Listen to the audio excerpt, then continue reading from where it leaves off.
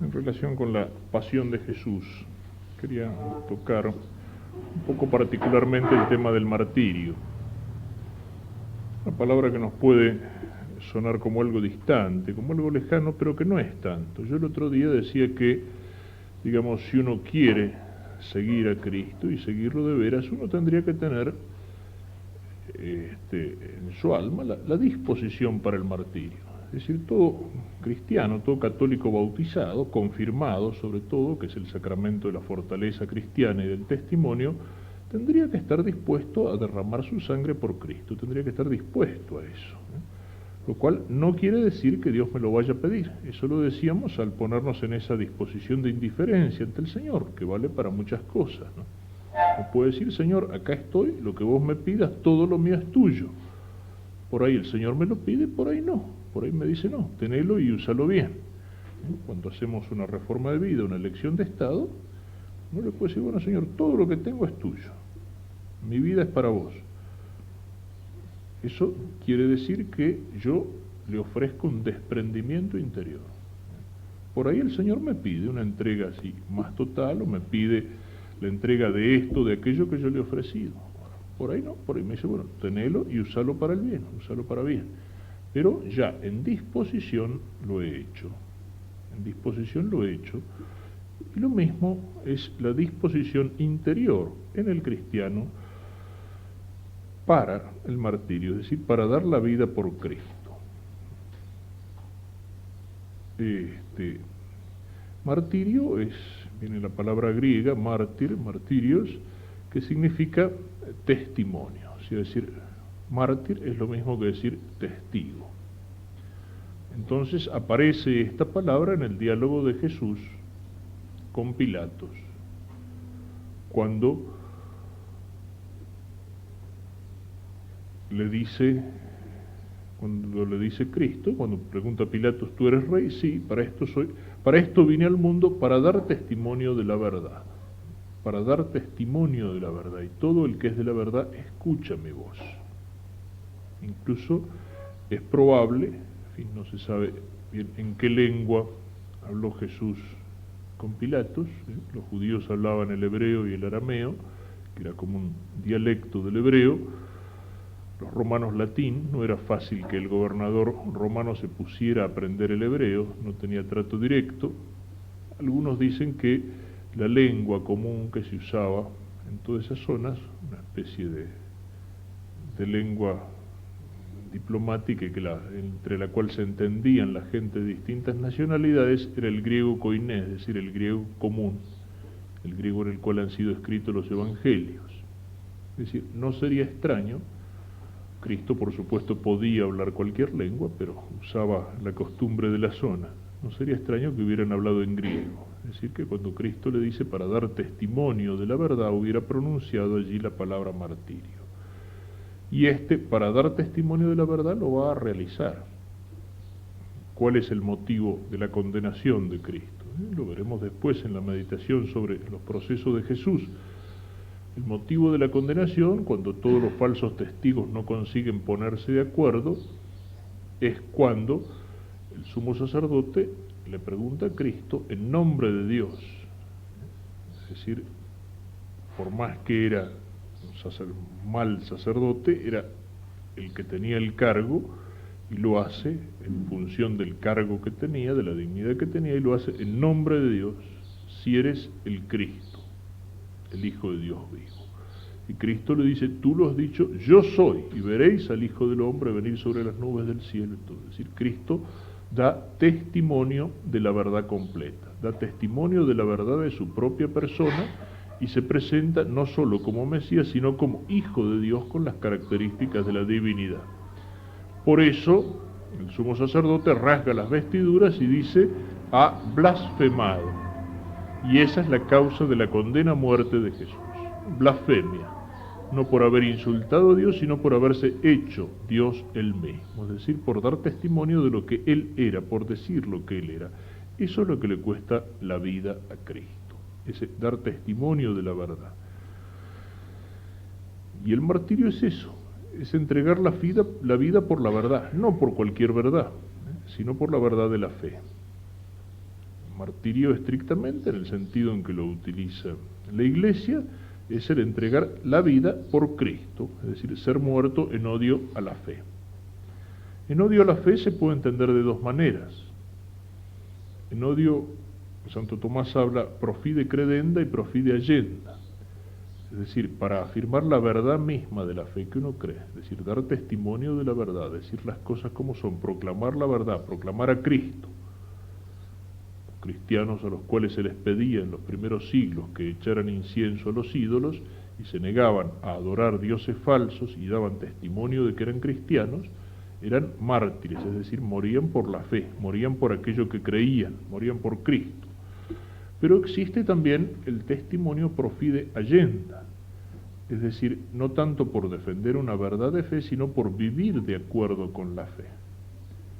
A San Juan el Bautista no lo matan por defender una verdad de fe, sino por defender una conducta moral.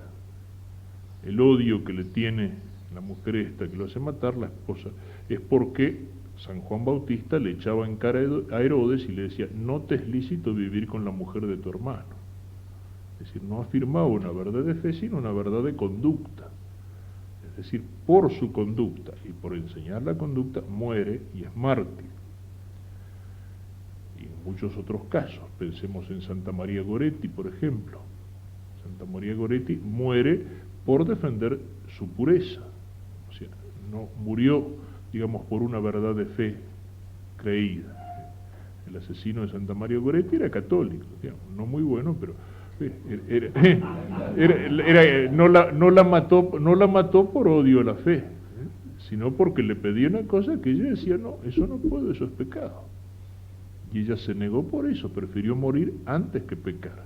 Entonces dio testimonio de que era capaz de vivir conforme a la fe, de que antes de negar con su conducta la fe, no con la teoría, el otro no le pedía que blasfemara, que renegara de Cristo, antes que renegar con su conducta de la fe, prefería la muerte, y por eso la Iglesia la reconoce como mártir. Es decir, mártir es aquel que es capaz de dar testimonio, es decir, de mantenerse firme o en la verdad de fe o en la verdad de la conducta. Santo Tomás llega a decir por ahí que si uno, por espíritu cristiano, muriera, digamos, por defender una verdad matemática, sería mártir. O sea, no por las matemáticas, ciertamente, sino porque si uno lo quisieran hacer decir que 2 más 2 son 5 en vez de 4, y uno se negara a eso como cristiano, es decir, estaría negando una mentira. Por eso se puede hablar en cierto modo de martirio también en aquel que da su vida por una causa humana, digamos, no directamente por la causa de la fe, pero por una causa humana, qué sé yo, por la verdad, por la justicia, por la familia, por la patria, si uno lo hace como cristiano, es decir, si uno lo hace defendiendo algo que es naturalmente bueno y considerando, digamos, en eso su obligación de cristiano, también de algún modo hay martirio. No es posiblemente el martirio en el sentido estricto que la Iglesia toma para canonizar a un mártir, ¿no es cierto? Y la Iglesia en eso es prudente y busca que no haya ninguna confusión posible. Por eso, en persecuciones modernas como la de México o la de España, la Iglesia beatifica, como beatificó hace poco el Papa, a las carmelitas españolas que murieron mártires, y va a beatificar en México al Padre Pro, que murió mártir. Pero difícilmente la Iglesia beatifica a aquel que murió combatiendo, aun cuando haya sido una causa justa. Los cristeros mexicanos, los católicos que se alzaron en armas para defender su fe, o aquellos que en España lo hicieron también por motivos religiosos, defendiendo su fe, su patria.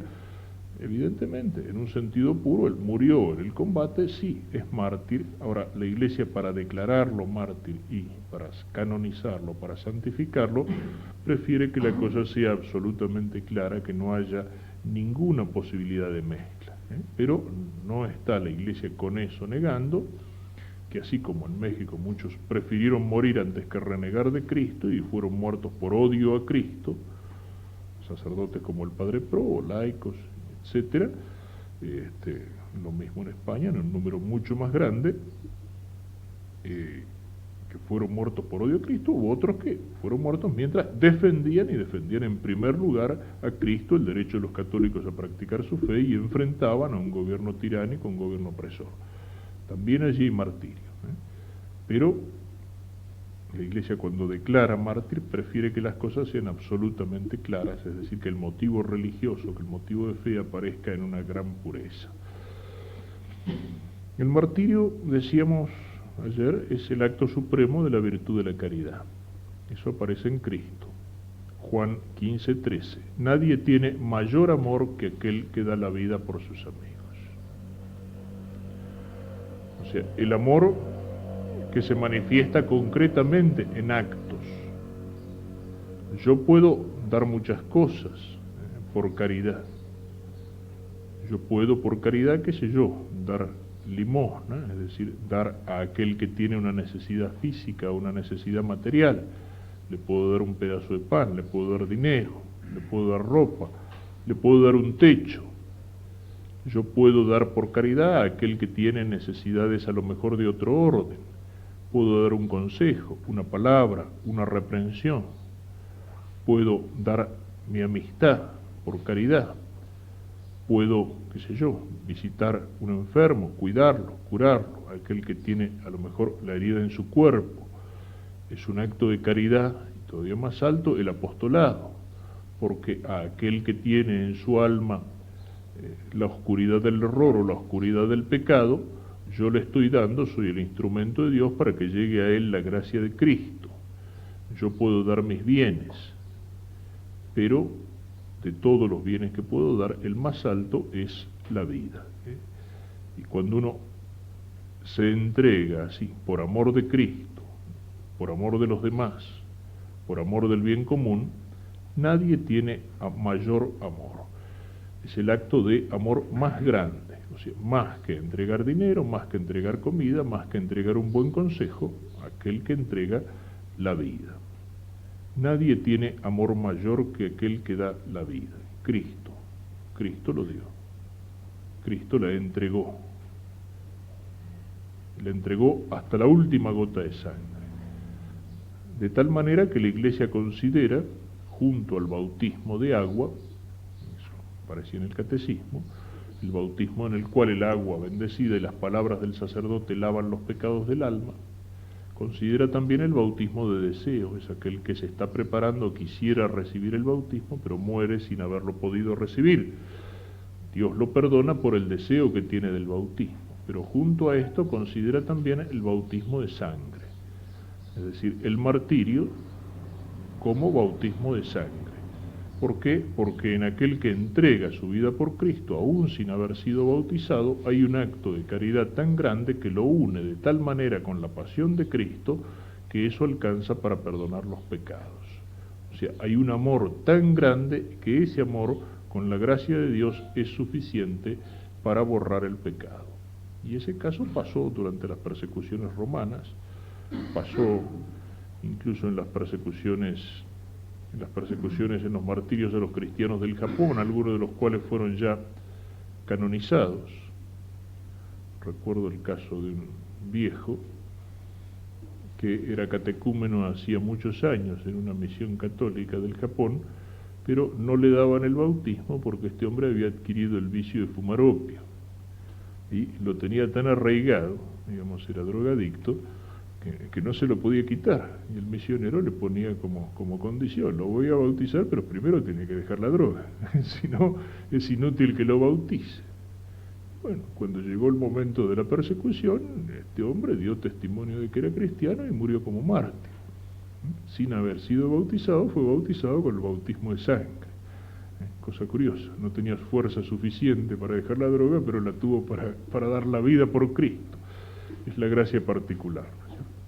Y es también el acto principal de la virtud de la fortaleza. He venido para dar testimonio de la verdad, dice Cristo. La virtud de la fortaleza es aquella virtud que nos lleva a enfrentar el bien arduo, el bien difícil, dice Santo Tomás.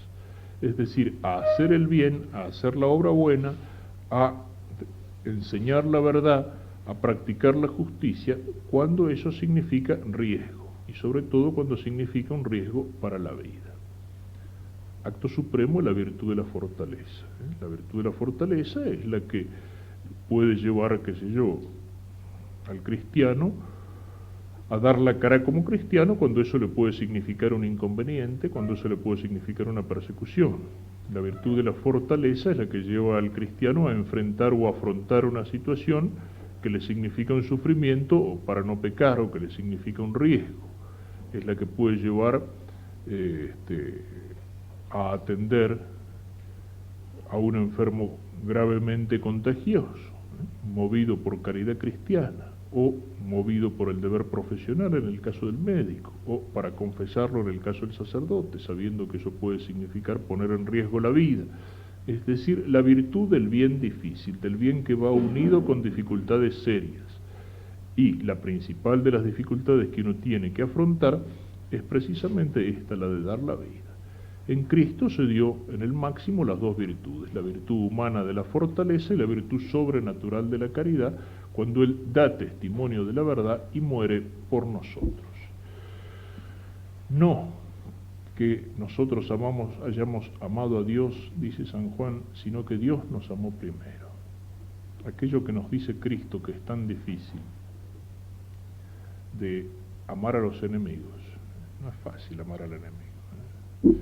A veces se hace difícil amar incluso a una persona que sin ningún motivo particular nos cayó antipática.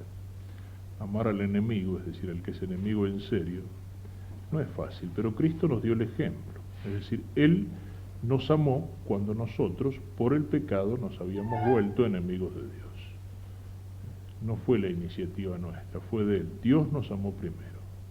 Cuando nosotros, por el pecado, nos habíamos vuelto enemigos de Dios, Dios nos amó y se hizo hombre y murió en la cruz por nosotros. O sea, dio la vida por nosotros que éramos enemigos para que llegáramos a ser amigos. Y bueno, ese Cristo, que es el primer mártir y el ejemplo de todo mártir, Cristo nos envía. Y como decíamos ayer, en el llamado del Rey y hoy en las dos banderas, ese llamado, esa vocación y esa misión no son fáciles. El Señor nos envía para ayudarlo en la conquista de todo el mundo y todos los hombres. Hechos de los Apóstoles 1:8, palabras antes de la ascensión. Seréis mis testigos hasta los confines de la tierra. En Jerusalén, en la Galilea y hasta los confines de la tierra. Pero ese ser testigos de Cristo, ayudarlo a Cristo a conquistar el mundo, significa estar dispuestos a encontrarnos con lo mismo que se encontró Cristo. Juan 15, 18 al 21. Si el mundo os odia, sabed que a mí me odió primero. Si a mí me persiguieron, también a vosotros os perseguirán. Es decir, estar dispuesto al odio del mundo. Y en la misión de los 12, cuando envía a los apóstoles, Mateo capítulo 10, los advierte bien claramente: mirad que os envío como ovejas en medio de lobos. Versículo 16. Seréis odiados por todos a causa de mi nombre. No está el discípulo por encima de su maestro. Si a mí me persiguieron, también a ustedes los perseguirán. Versículo 28. No temáis a los que matan el cuerpo, pero no pueden matar el alma. Hay que tener miedo a los que pueden enviar el cuerpo y el alma al infierno.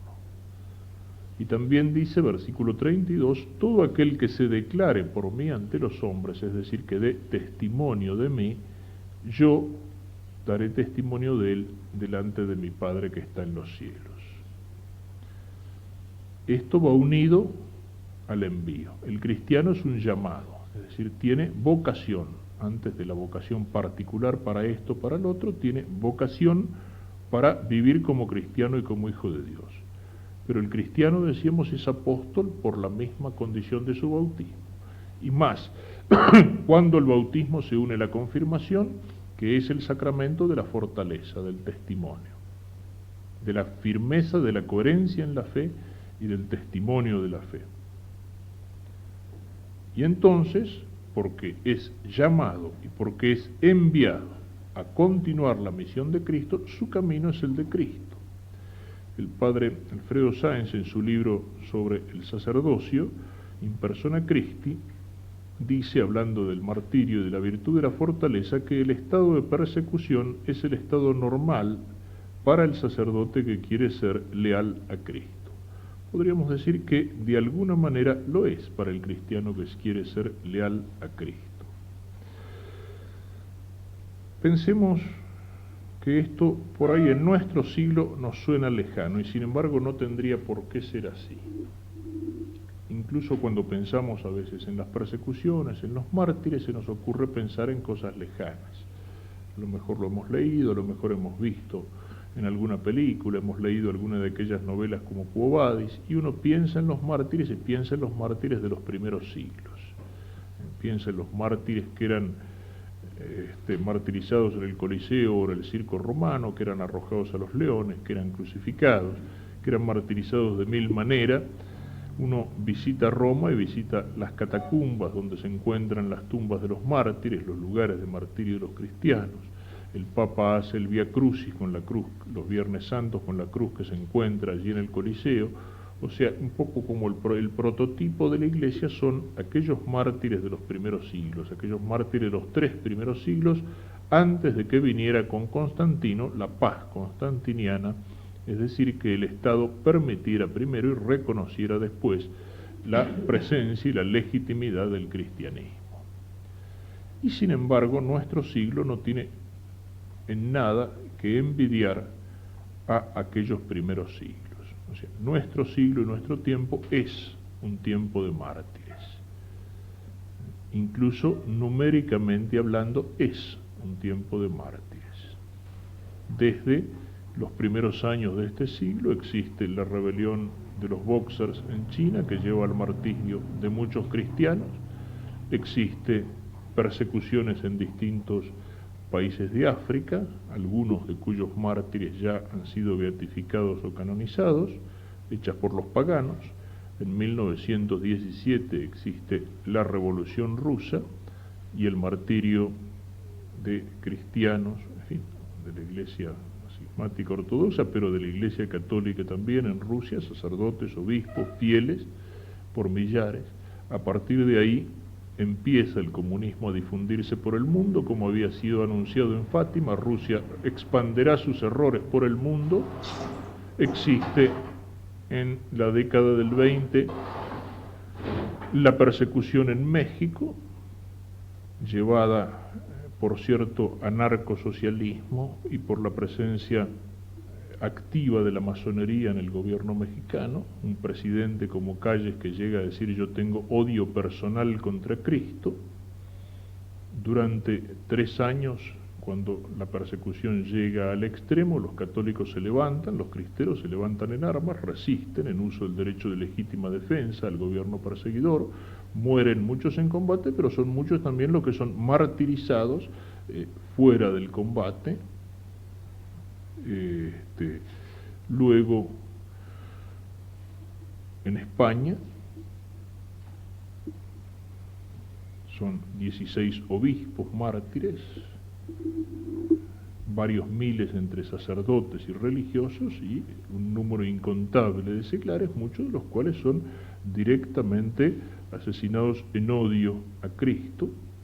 Luego, con la Segunda Guerra Mundial, la extensión del comunismo por toda Europa, la penetración del comunismo en China, en Vietnam, cuando después de la primera etapa el Vietnam queda dividido en 2, el Vietnam del norte, donde estaban los comunistas, y el Vietnam del sur.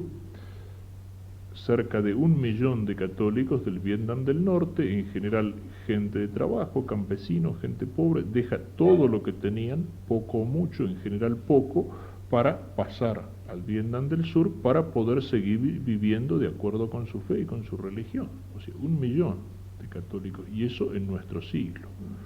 Y hoy todos esos católicos están bajo el comunismo.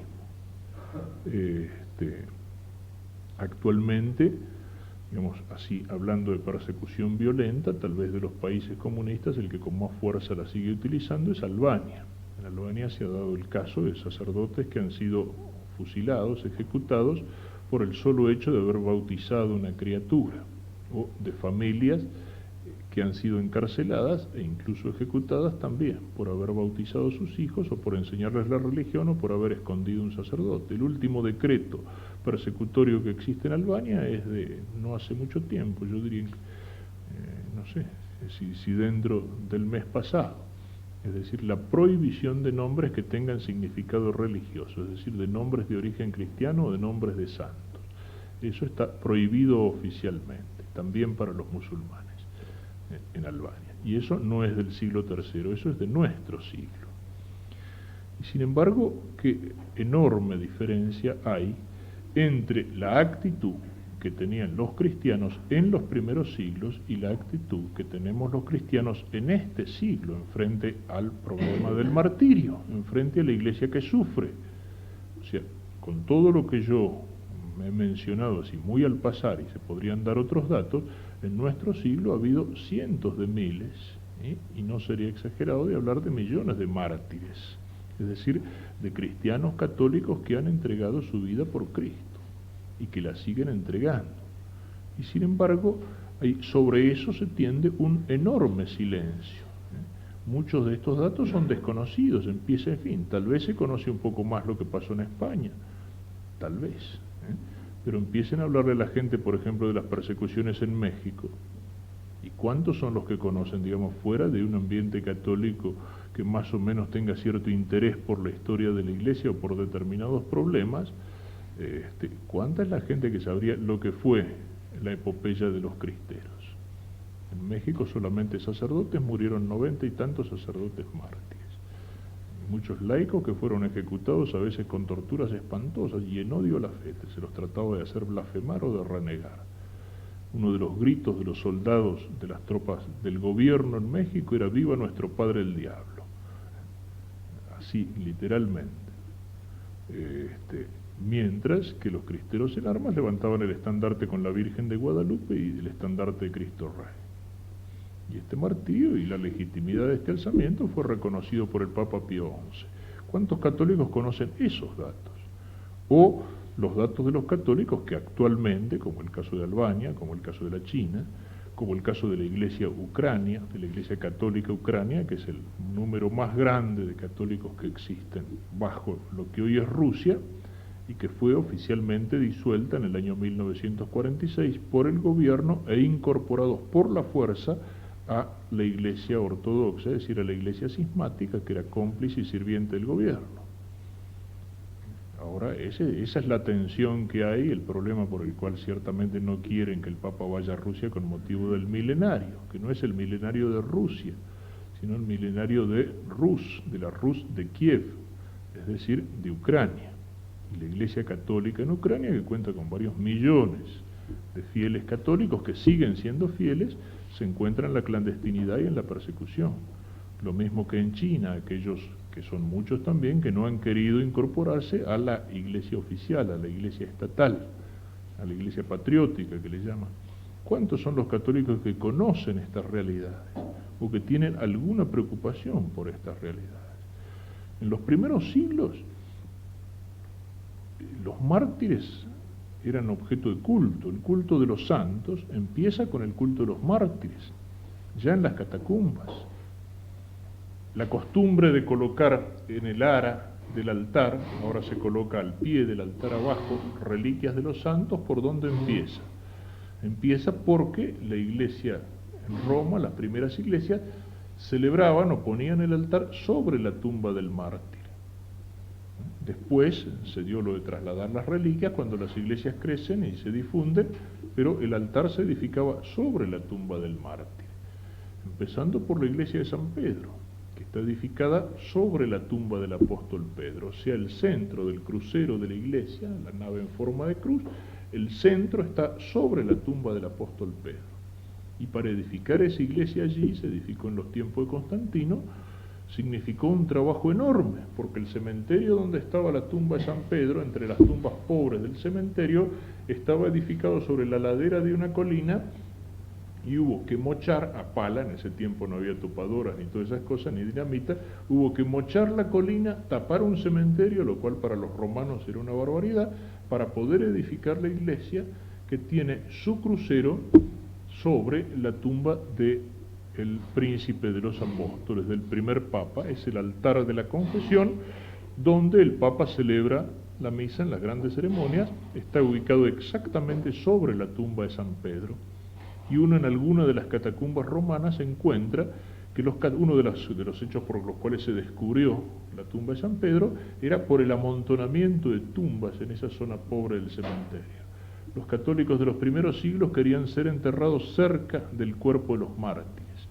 Incluso en alguna de las catacumbas, creo que es en la de San Juan y San Pablo, existe como un enorme pozo, todo lleno de tumbas a los costados. ¿Por qué? Porque allí estaba la tumba de los mártires Juan y Pablo, y los católicos querían estar hasta después de la muerte, que sus cuerpos descansaran cerca de los cuerpos de los mártires.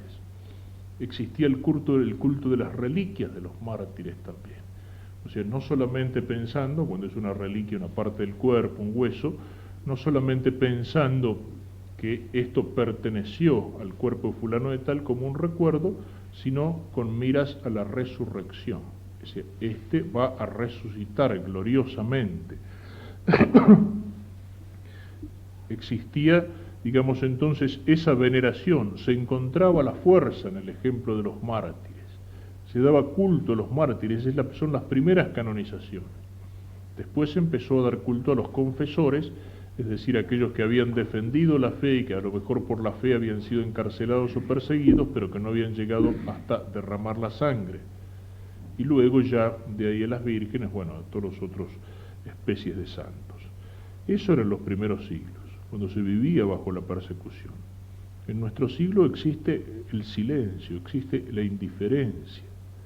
Los mártires, es decir, los que dan testimonio, en un mundo como es el nuestro, un mundo hecho a la trenza, hecho al compromiso, hecho a las medias tintas, un mundo hecho a la cobardía, un mundo donde, como decíamos, las verdades duras se tratan de disimular o se tratan de ocultar, el testimonio es algo que duele, es algo que molesta, es algo que resulta incómodo.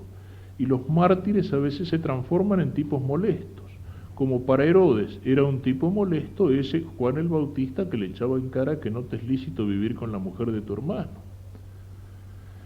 San Pablo decía, hablando de que la iglesia es el cuerpo de Cristo, cuando un miembro sufre, todos los otros miembros se preocupan por ese miembro que está sufriendo. Es algo que comprobamos en nuestro propio cuerpo. Si a uno le pisan el dedo gordo del pie, inmediatamente todo tiende hacia ahí, las manos, la vista, todos se preocupan por el miembro. San Pablo lo aplicaba a la iglesia como cuerpo místico de Cristo. ¿Quién sufra que yo no sufra? ¿Quién se alegra que yo no me alegre? Era alegrarse con aquellos que se alegran y sufrir con aquellos que sufren. La preocupación por todas las iglesias tenía San Pablo, y con los medios de comunicación de aquella época, desde una iglesia hacía colectas para enviar a los cristianos que sufrían dificultades en otra iglesia. O sea, existía ese sentido de cuerpo, y en ese cuerpo el miembro más delicado, el miembro sufriente, es el que merece mayor atención.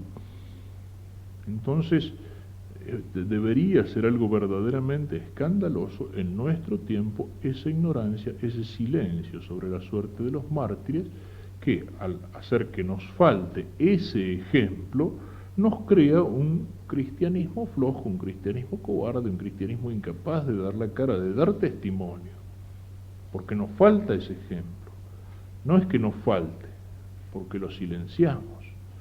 El cardenal Witzinski, de Polonia, al cual el Papa Juan Pablo II reconoce como su maestro, dijo una vez palabras muy duras sobre esto. No existe la iglesia del silencio, la iglesia del silencio en los países ocupados por el comunismo. Dice, no existe la iglesia del silencio. Lo que existe es la iglesia de los sordos, la iglesia de Occidente. Esas son palabras de ese cardenal Witzinski, al cual el Papa Juan Pablo II, cuando fue coronado Papa, al abrazarlo, le dijo, no estaría este Papa polaco en el trono de San Pedro si no fuera por el testimonio de tu ejemplo. Eso lo dijo Juan Pablo II a Witzinski. Witzinski es el que pronunció esas palabras. Esas palabras. Y lo mismo que en la historia de Vincenti. Vincenti resultó molesto para muchas personas, incluso para algunos personajes de cierta diplomacia vaticana, que les interesaba llegar a pactos, a arreglos, a acuerdos con el comunismo, y el testimonio de Mindszenty, prisionero, y de Mindszenty exiliado después voluntariamente, lo querían hacer salir de Hungría, lo querían hacer renunciar, y al final él obedeció, solo cuando el Papa se lo pidió. Pero era un personaje molesto, estorbaba para el compromiso, estorbaba para el diálogo. Por eso mismo también otro de los obispos que sufrieron el campo de concentración y la persecución, el cardenal Slipsky de Ucrania, al cual también recibió con honra, con honor Juan Pablo II. Sin embargo, él en algún momento dijo: cuando yo me muera se van a alegrar en dos lugares, dice, en Moscú y aquí, y señaló a alguna oficina de la Santa Sede, no al Papa ciertamente. El mártir, en un mundo de compromiso, en un mundo de cobardía, en un mundo de medias tintas, se transforma en un tipo molesto. Y ese es el problema. El Papa Juan Pablo II lo ha dicho. La Iglesia del Silencio ahora habla por mi voz. Y él en muchas ocasiones ha dicho, o sea, ha ido mucho más allá de lo diplomático, señalando precisamente estas situaciones, como lo viene haciendo desde hace tiempo con la situación de la Iglesia Católica en Ucrania. No se calla sobre eso. Y no ha tenido miedo cuando ha beatificado a las carmelitas españolas martirizadas, o al Padre Pro, o a los mártires que fueron martirizados en la persecución, en las persecuciones en Inglaterra por los anglicanos. No ha tenido miedo ni temor de hacerlo, caiga como caiga. Si se enojan, no importa, los reconoce como lo que son.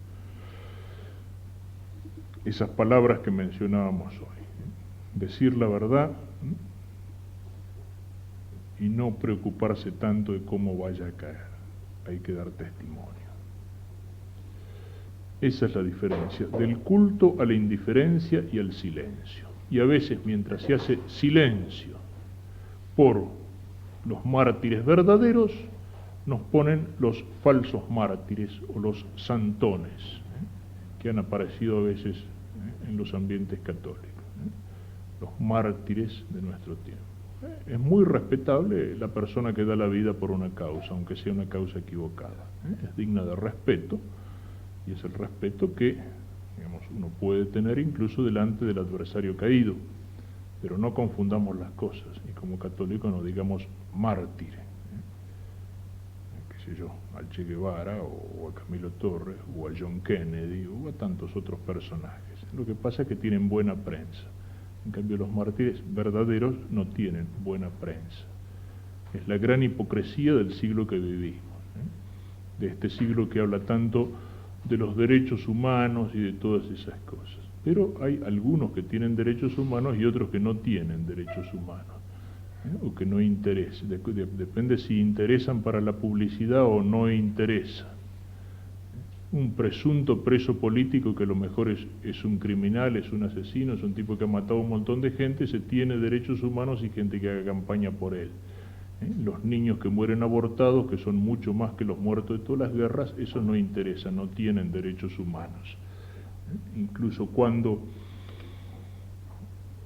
algún médico famoso y relacionado con descubrimientos famosos se dedicaba en Inglaterra a hacer experimentos con fetos abortados, cuando alguien le dijo, fetos vivos, o sea, cuando se hace el aborto después de ciertos meses, que se hace el aborto por cesárea, el feto sale necesariamente vivo, y lo utilizaba para experimentos. En algún libro sobre el aborto hay la fotografía de una especie de incubadora, donde un fetito colgando con unos alambres ahí, el médico trabajando sobre eso, ¿no? Cuando alguien le dijo algo, dice, no, dice, la ley permite el aborto, por lo tanto los fetos abortados son material de desecho destinado al incinerador. O sea, ahí no existen derechos humanos.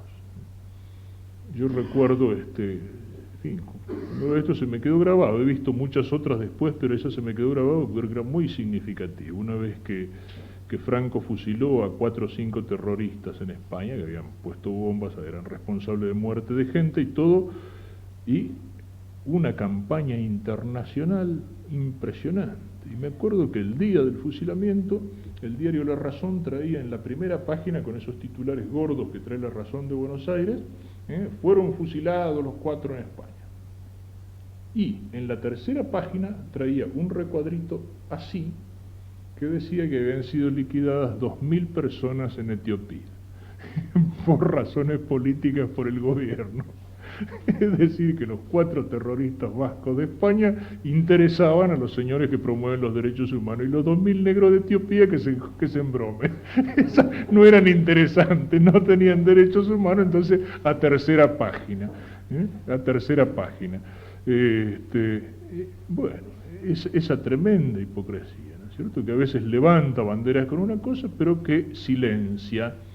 O una de las tácticas que tiene, una de las tácticas que se utilizan para esto, que es hablar del enemigo que no existe, aquellos que siguen hablando todavía de los campos de concentración nazis donde gasean millones de judíos, lo cual, más o menos real, más o menos exagerado, bueno, fenómeno, pero esos campos ya no existen desde hace unos cuantos años. Pero siguen hablando de esos campos, en cambio no hablan de todos los campos de concentración que sí existen actualmente en Camboya o en el Vietnam o en la China o en Siberia, donde se están pudriendo actualmente millones de tipos. O sea, pero eso no, seguimos hablando de los campos de concentración que hubo hace 50 o 40 años atrás, pero para no mencionar a los que actualmente hay. La hipocresía en el manejo de los medios. Y bueno, y dentro de eso, los que no interesan son esos católicos perseguidos. Los que no interesan es ese sacerdote que es ejecutado en Albania por bautizar a una criatura. Lo que no interesa es ese sacerdote que en Yugoslavia le prende fuego un grupo de jóvenes comunistas, no hace tantos años tampoco. Lo que no interesa es esos católicos que son encarcelados o perseguidos por su fe. El silencio y el reemplazo por los falsos mártires. Martirio es testimonio, y hay un triple nivel de testimonio que tiene que dar el cristiano. Es el testimonio de la palabra, el testimonio de la conducta y el testimonio de la sangre. El testimonio ordinario son los 2 primeros. Tenemos que ser testigos de Cristo con nuestra palabra.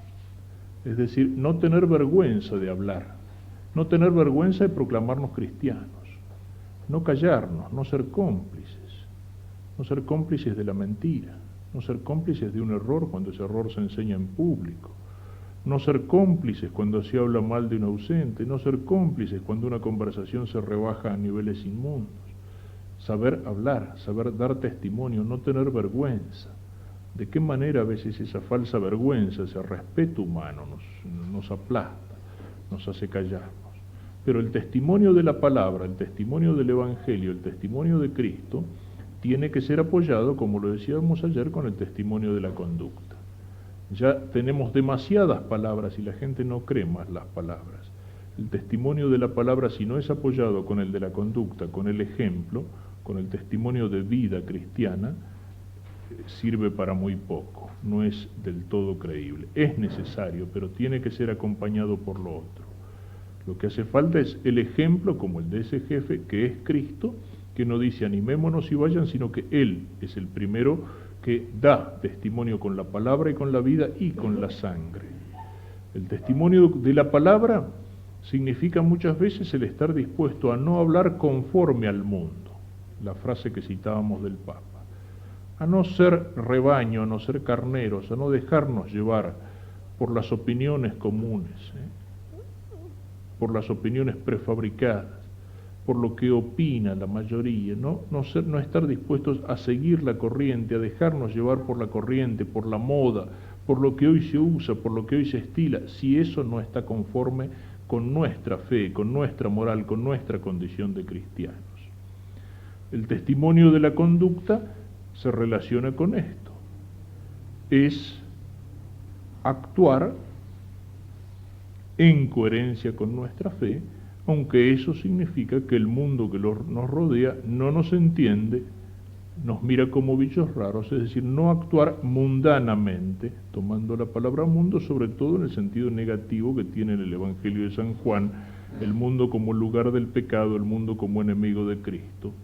Ser capaces de nadar contra la corriente, de decir que no donde todo el mundo agacha la cabeza y dice que sí.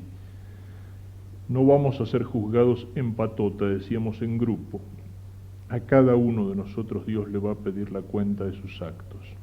Y en el momento en que Dios me pida cuenta de mis actos, yo no lo voy a poder, no voy a escapar de la cosa diciéndole, pero Señor, todo el mundo lo hacía. Sí, todo el mundo, pero vos no tenías que hacerlo, tenías conciencia de que no. Para este testimonio tenemos que estar dispuestos, para el de la palabra y el de la conducta. Dios lo pide ciertamente a cada uno de nosotros. El otro es el testimonio de la sangre, es decir, dar la vida, derramar la sangre. Eso es extraordinario. No sabemos si Dios a alguno de nosotros lo pedirá. Pero dice Santo Tomás que tiene que estar virtualmente en el corazón del cristiano, es decir, como disposición. Yo daría mi vida por Cristo y la daría con alegría si el Señor me lo pidiera en algún momento. Las circunstancias no dependen de mí, dependen de Él, pero la disposición interior sí. Y si miramos hacia el Señor crucificado, Él nos amó por encima de todas las cosas hasta dar la vida. Nuestra respuesta tendría que llegar hasta esa disposición. Enfrente, por último, a este triple testimonio que tenemos que dar, el de la palabra, el de la conducta como cosa ordinaria y la disposición para el testimonio de la sangre, también pueden darse un triple nivel de persecución. Hay un primer nivel de persecución que es el nivel de persecución con la palabra que miente, con la palabra que calumnia, con la palabra que se burla, con la palabra que desprestigia, con la palabra que ensucia. O sea, uno puede ser perseguido de esta manera, si su testimonio como cristiano molesta en el ambiente donde uno actúa. Es la crítica, es la calumnia, es la cosa baja, la cosa sucia, es la burla, es el desprestigio. Hay mucho de esto en este momento y en muchos medios de comunicación y que apuntan muy particularmente a nuestra iglesia. Ya hace algunos años que hay todo un trabajo en ese sentido de ensuciar, de pervertir, de desprestigiar, toda una serie de revistas, que sé yo, por el estilo del periodista, de humor, de muchas otras, al fin, algunas ni siquiera gusta nombrarlas, pero tienen particularmente puesto su acento y su mira en la iglesia, en las cosas de la iglesia, en las cosas de Dios, en las cosas santas, para rebajarlas con un humor corrompido, para ensuciarlas, para calumniarlas. La persecución de la palabra, después la persecución de los hechos, es decir, de la discriminación, de la cárcel, del ser dejado de lado, del perder el puesto. Esto, en este sentido, se ha afinado mucho el marxismo, salvo en países actualmente como Albania, pero se ha afinado mucho. O sea, a veces hay una persecución que es hipócrita. Se han dado cuenta que con la persecución violenta pasa aquello que decía Tertuliano en los primeros siglos. La sangre de los mártires es semilla de nuevos cristianos. Y a veces se prefiere reemplazar la persecución abierta, la persecución que lleva a quitar la vida, por la persecución hipócrita, por la persecución solapada. Cuando el cardenal Mindszenty se lo condena, no se lo condena por ser cardenal de la Iglesia Católica, por dar testimonio de la fe, se lo condena con acusaciones falsas donde lo acusaban de contrabando de divisas y de estar conspirando para restablecer la monarquía en Austria-Hungría. O sea, esa es la persecución hipócrita. En Polonia, estaba leyendo el otro día que en un año se edificaron como 1000 iglesias y capillas nuevas y se ordenaron como 1000 sacerdotes. La sangre de los mártires es semilla de nuevos cristianos. Pero en muchas partes, ¿cómo es el proceso para la edificación de una iglesia en Polonia? Se hace un barrio nuevo, lo hace incluso el Estado. O sea, allá la empresa privada no funciona mucho. Lo hace el Estado. Cuando está el barrio, la gente dice, queremos la iglesia. Y ahí empieza el tira y afloja. El gobierno no quiere la iglesia en el centro, la gente lo quiere. Entonces, bueno, ¿quieren la iglesia? Bueno, tienen que firmar un petitorio para que se haga la iglesia. Pero ese petitorio tienen que firmarlo 100 padres de familia. Ojo, no 100 firmas, 100 padres de familia. ¿Por qué? Porque el padre de familia es un más delicado, es más lesionable. Si firman ahí 100 viejitas jubiladas y que ya les falta poco para pasar del otro lado, el gobierno no sabe qué hacer, no las va a matar, no las va a meter en la cárcel, ¿no? Pero 100 padres de familia sí, y aparecen los 100 padres de familia en el barrio y firman, y después se hace la iglesia. Pero ¿qué pasa? El que firmó quedó fichado. Y si en la fábrica alguien tiene que ascender un puesto, no va a ser ese padre de familia, que a lo mejor profesionalmente es más capaz, pero firmó. Y así, para este puesto, no, firmó. O sea, esa es la persecución, digamos, hipócrita, la persecución solapada. Y esa persecución a veces es tanto más difícil de sostener que la persecución abierta. Está el otro nivel, que es el de la sangre, pero como digo, a veces se tiende a utilizarlo menos, tal vez por las consecuencias que tiene, porque es semilla de nuevos cristianos. No sabemos si algún día Dios nos pedirá el testimonio de la sangre, pero el otro sí, el de la palabra y la conducta, lo pide. Y si estamos dispuestos a ese testimonio de la palabra y la conducta, también tenemos que estar dispuestos a sufrir el ataque o la persecución de la palabra y de los hechos. Hay dos formas de dar la vida por Cristo. Uno puede dar la vida por Cristo en un momento, en un acto de heroísmo, sufriendo el martirio.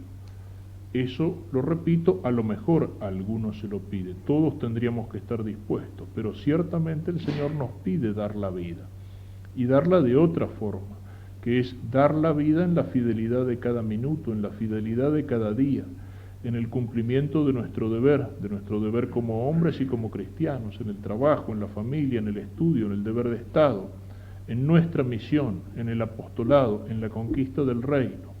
Y esa fidelidad de cada día a veces no es fácil, no es técnicamente martirio, pero a veces es un poquitito como un pequeño martirio.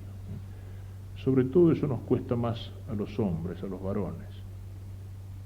El hombre está más hecho para el acto de heroísmo, para el gesto de heroísmo, en el cual, pum, mate, se larga de una vez, para siempre. La mujer está hecha más para el heroísmo pasivo, para el heroísmo a largo tiempo. Es más fácil que una mujer pueda vivir durante 40 años cuidando a un marido enfermo, a un marido inválido. Tiene más fortaleza la mujer para eso que la fortaleza que tiene el varón.